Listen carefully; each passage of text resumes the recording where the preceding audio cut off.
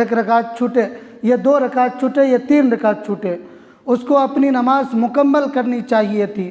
لیکن امام نے جیسے سلام پھیرا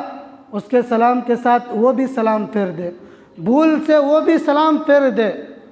تو پھر اب وہ شخص کس طرح اپنی نماز کو مکمل کرے، اس کا کیا طریقہ ہے؟ تو اس کی کل 3 صورتیں ہیں۔ پہلی صورت تو یہ ہے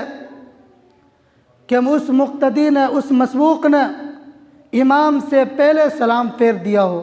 امام نے ابھی السلام نہیں کہا کہ اس مقتدی نے پہلے سلام پھیر دیا،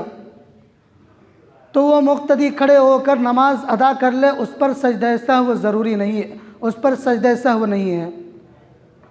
لیکن یہ پایا نہیں جاتا، کوئی شخص امام سے پہلے سلام نہیں پھیرتا۔ اسی طرح دوسرا مسئلہ یہ بھی ہے کہ امام کے بالکل ساتھ ساتھ وہ بھول سے سلام پھیر رہا ہے، لفظ میں بالکل تاخیر نہ ہو، ایک ہی ساتھ جیسے السلام امام کہہ رہا ہے اسی طرح مقتدی بھی اسی طرح السلام کہہ رہا ہے، لفظ میں بالکل تاخیر نہ ہو، بالکل لیٹ نہ ہو،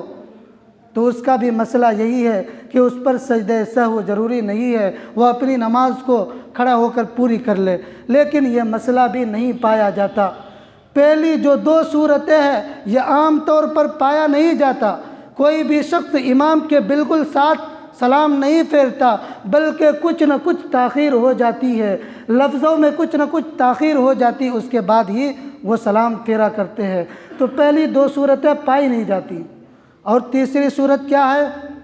کہ امام کے بعد میں سلام پھیرے، لفظ کے اعتبار سے تاخیر ہو جائے، امام نے السلام کہا پھر اس کے بعد یہ سلام پھیر رہا ہے، تو اس شخص پر سجدہ سہو ضروری ہے، واجب ہے، وہ اپنی نماز کو مکمل کرنے کے بعد، چھٹی ہوئی رکعت کو مکمل کرنے کے بعد سجدہ سہو کرے گا تبھی اس کی نماز ہوگی، اور اگر سجدہ سہو نہ کرے تو وقت کے اندر واجب الاعادہ ہے، وقت کے اندر وہ نماز دہرانی پڑے گی۔